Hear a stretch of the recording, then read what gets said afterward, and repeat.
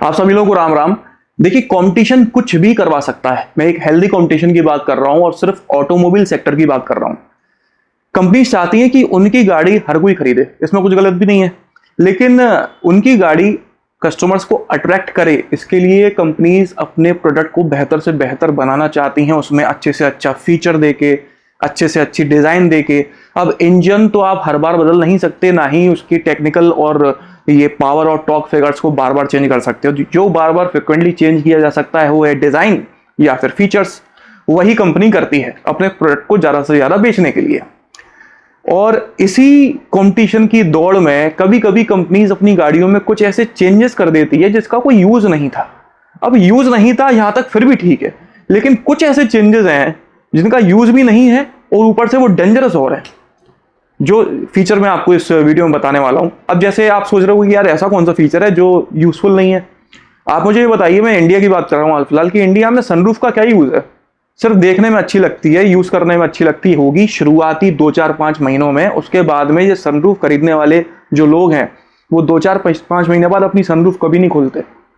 कोई यूज नहीं है इसका। भी रिसेंटली सोशल मीडिया पर एक वीडियो भी आया था कि बच्ची का सर टकरा गया, वो रोड के ऊपर जो लगा रहता है बैरियर उससे।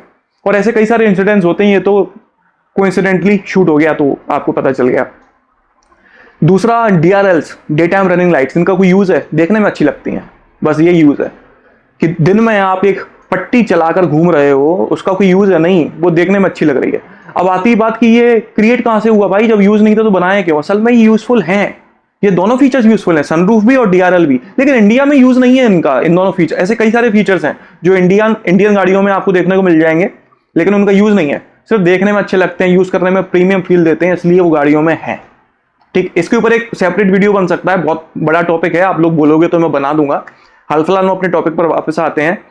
फ्लश आउट डोर हैंडल्स या pop up door handles, pop out door handles, कुछ भी कह लो, अपनी अपनी कंपनी अपना अपना नाम लेके बैठी हुई है। कुल मिला के ये डोर हैंडल्स कुछ इस तरह से होते हैं कि गाड़ी की बॉडी से बिल्कुल चिपके हुए होते हैं, इलेक्ट्रॉनिकली ऑपरेटेड होते हैं, मतलब कि पावर सोर्स इन्हें चाहिए।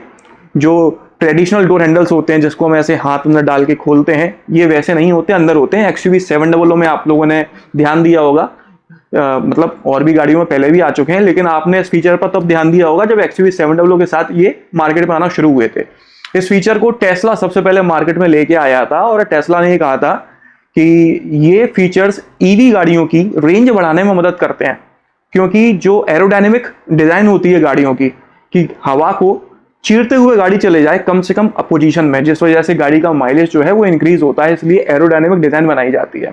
ये जो डोर हैंडल्स होते हैं वो ट्रेडिशनल वाले, पकड़ने वाले, ग्रैब करने वाले, वो ड्रैग कोफिशिएंट बढ़ा देते हैं गाड़ी का, और गाड़ी माइलेज उनकी वजह से कम देती है, खासकर ईवी। तो ये flush out door handles use करते हैं तो ड्रैग कोफिशिएंट कम हो जाएगा और गाड़ी ईवी की रेंज बढ़ जाएगी। ये कह के टेस्ला वालों ने ये फीचर इंट्रोड्यूस किया था मार्केट में, और उसके बाद में कई सारी कंपनीज, स्पेशली ईवी कंपनीज, इस तरह के डोर हैंडल को यूज करने लगी। इंडिया में तो खैर ईवी मार्केट उतना नहीं आ पाया है और ना ही इतना ज्यादा ये फ्लश आउट डोर हैंडल्स आपको गाड़ियों में देखने को मिलते हैं, लेकिन चाइना जैसे मार्केट में कई सारी ईवी गाड़ियां आ चुकी हैं और मैक्सिमम गाड़ियों में ये फ्लश आउट डोर हैंडल्स आपको देखने को मिल जाएंगे। और चाइना इस महीने, मतलब कि सितंबर में या नेक्स्ट मंथ अक्टूबर में, इन फ्लश आउट डोर हैंडल्स को कंप्लीटली बैन करने वाला है। अगले साल जुलाई से वहां जो भी ऑटोमोबाइल कंपनी काम कर रही है वो फ्लश आउट डोर हैंडल्स अपनी गाड़ियों में यूज नहीं कर सकती। अब आप सोच रहे होगे कि यार ये डोर हैंडल ने ऐसा क्या गुनाह कर दिया, ऐसा क्या कर लिया, ऐसा कैसा डेंजर है इसमें कि चाइना गवर्नमेंट इसको बैन कर रही है? इतना मासूम सा प्यारा सा फीचर है भाई, ये कैसे कोई दिक्कत कर सकता है? इसके पीछे के 3-4 रीजन है, एक एक करके मैं आपको बताता हूं। सबसे पहला रीजन है China insurance automotive safety index, CIASI। इस रिसर्च इंस्टीट्यूट ने यह रिसर्च किया है कि अगर साइड इंपैक्ट से कोलिजन होता है गाड़ी का जिसमें फ्लश आउट डोर हैंडल्स लगे हुए हैं, तो इन डोर हैंडल्स के खुलने के चांसेस 67% हैं, मतलब कि 33% चांस हैं कि ये डोर हैंडल्स नहीं खुलेंगे। आप चाह कर भी गाड़ी के अंदर से बाहर नहीं निकल पाओगे और ना ही बाहर वाला आपको अंदर से बाहर निकाल पाएगा। इसी कंडीशन में, मतलब साइड कोलिजन में ही अगर ये मैकेनिकल डोर हैंडल्स दिए जाते हैं, वो पुराने वाले ग्रैब करने वाले, तो 98% चांस है कि वो डोर हैंडल्स खुल जाएंगे, सिर्फ 2% चांस है कि वो नहीं खुलेंगे। ये रिसर्च में पाया गया है। दूसरा रीजन है national accident in depth investigation system, NAIS। इसने भी ये देखा है कि डोर हैंडल्स की वजह से 47% एक्सीडेंट्स में डेथ ज्यादा हुई है, और इस 47% में 82% फ्लश आउट डोर हैंडल्स थे। दो रीजन हो गए। तीसरा रीजन है कि सिर्फ एक साल में जो consumers flush out door handles वाली गाड़ियों को यूज कर रहे हैं, उन्होंने 132% कंप्लेंट ज्यादा की है कि उनकी उंगलियां या उनके बच्चों की उंगलियों में इन फ्लश आउट डोर हैंडल्स की वजह से चोट लगी है, और कई बार उंगलियों में फ्रैक्चर तक हुआ है। 132% कंप्लेंट्स ज्यादा आई हैं। ये तीन तो वैसे रीजन हो गए जो रिसर्च करने पर और डेटा एनालाइज करने पर निकल कर आते हैं। प्रैक्टिकल रीजंस की बात करूं ना, तो पिछले साल इसी साल अप्रैल में एक एक्सीडेंट हुआ था। वहां की कोई कंपनी है AITO M7, उस गाड़ी का एक्सीडेंट हुआ था, और एक्सीडेंट के बाद में उस गाड़ी में आग लग गई। आग लगने के बाद में अगल बगल काफी सारे लोग आ गए थे, मतलब लोग आ गए, लोगों के सामने आग वगैरह लगी थी, और अंदर जो 3 लोग बैठे हुए थे वो जिंदा थे।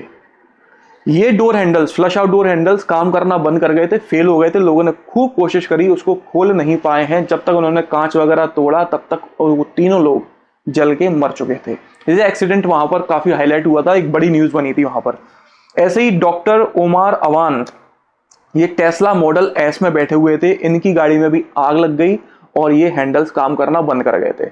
असल में क्या है कि ये फ्लश आउट डोर हैंडल्स जो होते हैं ना, इलेक्ट्रॉनिकली ऑपरेटेड होते हैं, इनको पावर सोर्स चाहिए होती है। तो ये पावर सोर्स आना बंद हो गई, किसी भी कारण से कोई फॉल्ट हो गया, तो ये डोर हैंडल्स काम करना बंद कर देते हैं। अब आप गाड़ी के अंदर हो, बाहर निकलना चाहते हो, नहीं निकल पाओगे। बाहर कोई है, आपको बाहर निकालना चाहता है, नहीं निकाल पाएगा, डोर खोल के तो नहीं निकाल पाएगा, ये दिक्कत है। अब जो मैकेनिकल वाले होते हैं, बिल्कुल देसी डोर हैंडल जो होते हैं, गाड़ी का इंजन निकाल के ले जाना, बैटरी निकाल के ले जाना, तब भी आप गेट खोल के बाहर निकल आओगे।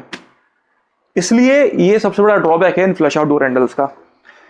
और मैं आपको बताता हूं ऐसा इंसिडेंस जो न्यूज में आया। हाँ, चाइना में जब ठंड पड़ती है ज्यादा, तो उसकी वजह से ये डोर हैंडल सबसे पहले जाम हो जाते हैं। अब भाई आप जाना चाहते हो कहीं ऑफिस वगैरह, डोर हैंडल खुल ही नहीं रहा है, तो वहां पर फ्रोजन डोर के नाम से ये फ्लश आउट डोर हैंडल्स मशहूर हैं। लोग वहां पर ये फ्लश डोर हैंडल्स वाली गाड़ियां लेना बंद कर गए हैं। एक और है रीजन कि चैंगचुन कोल्ड स्नैप में 2024 में ये मोटर्स, जो इलेक्ट्रिक मोटर्स इन डोर हैंडल्स को ऑपरेट करती हैं, वो जाम हो गई थी, जिनकी वजह से लोगों को बाहर नहीं निकाला जा पा रहा था। इसी तरह से ग्वेंगडोंग में बाढ़ वगैरह आई थी, जो भी आई थी, ऐसे कोई नाम की जगह होगी, वहां पर गाड़ियों के अंदर शॉर्ट सर्किट्स हो गए थे, जिसकी वजह से ये डोर हैंडल्स नहीं खुल रहे थे, तो लोगों ने कांच तोड़ तोड़ के लोगों की जान बचाई है। इस तरह के इंसिडेंसेस को रिकॉर्ड में लाने के बाद में चाइनीज गवर्नमेंट ने यह फैसला लिया है कि इस फीचर को कंप्लीटली बैन कर दिया जाएगा। इसके अलावा और कोई ऐसा रीजन तो नहीं है। हाँ, एक और चीज है, Great Wall Motors of China. आपने ध्यान होगा तो ऑटो एक्सपो में Great Wall Motors of China आई थी, काफी सेक्सी एसयूवीज लेकर आए थे, हैवल्स वगैरह, आपको ध्यान हो तो। फिर कोरोना आ गया, तो कोरोना के बाद में बॉर्डर टेंशन बढ़ गया और उन्होंने आना कैंसिल कर दिया। इस कंपनी के जो चेयरमैन हैं वी जियनजुन, ये वीडियो जल्दी खत्म कर दो, जवान पलट जाएगी। वी जियनजुन, उन्होंने ये बोला कि ये डोर हैंडल्स बहुत बेकार होते हैं, मतलब ये वर्ड तो मैं यूज कर रहा हूं, उन्होंने चाइनीज में बोला था। उन्होंने कहा कि एक तो ये हैवी बहुत होते हैं, इनका जो सिस्टम होता है वो काफी भारी होता है, नॉइजी होते हैं, अनरिलायबल होते हैं, और कोई एरोडायनेमिक सपोर्ट नहीं देते, मतलब बहुत नेग्लिजिबल सपोर्ट देते हैं। कोई माइलेज में, कोई इलेक्ट्रिक गाड़ी की रेंज में कोई इंक्रीमेंट आपको देखने को नहीं मिलता। फालतू बात है, ये सब बकवास है। ये great Wall Motors of China के चेयरमैन का कहना है, मेरा नहीं। इसके अलावा मैं आपको बोलूं तो फॉक्सवैगन और ऑडी ने भी इस तरह के डोर हैंडल्स को यूज करना कम कर दिया है और semi retractable door handles use करना शुरू कर दिए, जिसमें इमरजेंसी पुल कॉर्ड्स भी दी गई हैं कि अगर जाम हो जाते हैं हैंडल्स तो आप उस कॉर्ड को खींच के भी बाहर निकल सकते हो। इसके अलावा अगर देखा जाए कुछ वैसे रीजंस, फाइनेंशियल रीजंस की बात करें तो इनकेस अगर ये डोर हैंडल्स खराब हो जाते हैं तो इनको सही करने में 3 गुना ज्यादा खर्चा आता है कंपैरेटिवली मैकेनिकल डोर हैंडल्स के। तो भाई उस तरह से भी ये सही नहीं है। चाइना के जो इंजीनियर्स हैं उन्होंने ये कैलकुलेट किया कि टेस्ला का जो क्लेम करना है कि इन डोर हैंडल्स की वजह से रेंज बढ़ती है, जरा देखते हैं कितनी रेंज बढ़ती है। इंजीनियर्स ने ये कैलकुलेट किया है कि इन डोर हैंडल्स को यूज करने की वजह से 0.01 CD रिडक्शन होता है ड्रैग कोफिशिएंट में। मतलब अगर मोटी मोटी भाषा में बात करूं तो अगर आप किसी इलेक्ट्रिक गाड़ी को, ईवी को 100 किलोमीटर चलाते हो तब जाके 0.6 किलोवाट आवर की बैटरी बचती है। तो ये जो 0.6 किलोवाट आवर बैटरी बच रही है 100 किलोमीटर चलाने के बाद में, ये सिर्फ नेग्लिजिबल गेन है। इस नेग्लिजिबल गेन के लिए हम लोगों की जान तो नहीं मरवा सकते भाई, कि भाई डोर हैंडल खुलना ही बंद हो जाए, आदमी मरे वहां पे, और इस मामूली से गेन के लिए। दूसरा ये है कि ये मैं नहीं कह रहा हूं, ये इस रिपोर्ट में लिखा हुआ है, वहां की जो मीडिया है वो बता रही है ऐसा, कि ये इसका जो पूरा सिस्टम है, इलेक्ट्रिकल मोटर्स जो लगाई जाती हैं डोर हैंडल्स को ऑपरेट करने के लिए, उनका टोटल वजन करीब 8 से 10 किलोग्राम होता है। और टेस्ला या किसी भी कंपनी ने ये कभी नहीं बताया कि 8-10 किलोग्राम गाड़ी में वजन बढ़ने की वजह से रेंज कितनी कम हो रही होगी। ये जो 0.6 किलोवाट आवर की बैटरी बच रही है हर 100 किलोमीटर पर, क्या 8 किलो वजन कम करने से भी इतनी बैटरी बचाई जा सकती थी? मतलब आप अगर 0.6 किलोवाट आवर बैटरी बचा भी रहे हो तो भाई वो सिस्टम लगाने के लिए 8 किलो गाड़ी का वजन भी तो बढ़ाना पड़ रहा है। तो बात तो वहीं आके खत्म हो गई। मतलब आप सिर्फ कुछ अलग करना चाहते थे अपनी गाड़ी में, इसलिए आपने इस तरह के डोर हैंडल्स यूज किए हैं, फिर आप उसको जबरदस्ती यूजफुल बनाने में लगे हुए हो। वो यूजफुल नहीं है, जबकि डेंजरस हो रहा है। अब ये तो बात होगी सब कुछ चाइना की और फ्लश आउट डोर हैंडल्स की। इंडिया की बात करें तो ये डोर हैंडल्स उतने ज्यादा अभी गाड़ियों में नहीं आ पाए हैं, कुछ कुछ गाड़ियों में आ रहे हैं। हाँ, धीरे धीरे मुझे लगता है आने वाले 2 साल में ये फीचर लगभग आपको 5-7 लाख रुपए की गाड़ियों में भी देखने को मिलना लगेगा। इन केस अगर आप flush out door handle, pop out door handle वाली गाड़ी खरीद चुके हो, अपने घर में ला चुके हो, तो मेरा ये एडवाइस है कि इन केस अगर आपकी कोई ऐसी परिस्थिति फंस जाती है कि गाड़ी में आग लग जाती है, आपका एक्सीडेंट हो जाता है, आप बाहर निकलना चाहते हो लेकिन डोर खुल नहीं रहा है, तो सबसे पहले घबराना नहीं है। नहीं खुल रहा है कोई बात नहीं, जाम हो गया है ठीक है, कोई बात नहीं। ड्राइवर और को ड्राइवर सीट पे जो हेडरेस्ट होते हैं वो मैक्सिमम गाड़ियों में एडजस्टेबल होते हैं। वहां पर एक छोटा सा बटन दिया होता है, उसको आप प्रेस करते हो, फिर हेडरेस्ट को आप एडजस्ट कर सकते हो। उसको आप प्रेस करके रखो और वो पूरा का पूरा जो हेडरेस्ट है ना वो बाहर निकल आता है। बाहर निकलने के बाद में आप देखोगे कि जो 2 रॉड्स हैं जिससे आप एडजस्ट कर रहे थे, वो रॉड को इस तरह से डिजाइन किया जाता है कि अगर आप हेडरेस्ट को पकड़ के अपने कांच में इस तरह से मारोगे तो वो कांच टूट जाएगा। तो इसलिए अगर आप इस तरह की परिस्थिति में फंस जाते हैं कि डोर नहीं खुल रहा है तो घबराना नहीं है, अपना हेडरेस्ट निकालो, पकड़ो और कांच तोड़ मारो और निकल जाओ। दूसरी बात यह है कि आप इंडिया में हो, यहां पर हाईवेज पर अगल बगल गांव बने होते हैं। गांव में से ज्यादातर लोग जो हैं वो flush out door handle, pop out door handle जैसा कुछ नहीं समझते भाई। अगर आपकी गाड़ी उल्टी डली है, आप फंसे पड़े हो, खून टपक रहा है, बाहर कोई बंदा खड़ा हुआ है जो गांव का है या कम पढ़ा लिखा है या गाड़ियों से ज्यादा जानकारी नहीं रखता है, तो भाई वो हैंडल ढूंढता ही रहेगा कि हैंडल कहां पर है, इसमें तो हैंडल ही नहीं है, मैं खोलूं कैसे। उसको समझ नहीं आएगा कि ये फ्लश आउट और पॉप आउट क्या होता है, मैं ऐसा कर दूं, वैसा कर दूं, ये कर दूं, वो कर दूं, फलाना कर दूं, दिमाग कर दूं वो, और तब तक क्या पता आप निकल लो। तो आप ये उम्मीद मत रखना कि इंडिया में आपका एक्सीडेंट होता है तो आपके जो डोर हैंडल्स हैं जो आपकी गाड़ी को देखने में बहुत सेक्सी बना रहे थे, उनको समझने वाला इंसान आ जाएगा और आपको खोल के बाहर निकाल लेगा। खुद के बलबूते पे चलना, निकालना हेडरेस्ट और तोड़ देना, खत्म, तभी बचोगे। तो बस इस वीडियो का बस यही कर्तव्य था आपको बताना। भाई इंडियन गवर्नमेंट बैन करती है नहीं करती है पता नहीं है, चाइना वाले तो करने वाले हैं, देखते हैं आगे क्या होता है। और उस तरह के फीचर्स बहुत सारे हैं, मैंने जैसा कि बोला आपको काफी सारे यूजलेस फीचर्स हैं जो हमारी इंडियन कार्स में देखने को मिलते हैं। अगर वीडियो चाहिए उस टॉपिक पर तो कमेंट करके जरूर बताइएगा। इस वीडियो में बस इतना ही। आपका दिन शुभ रहे, धन्यवाद।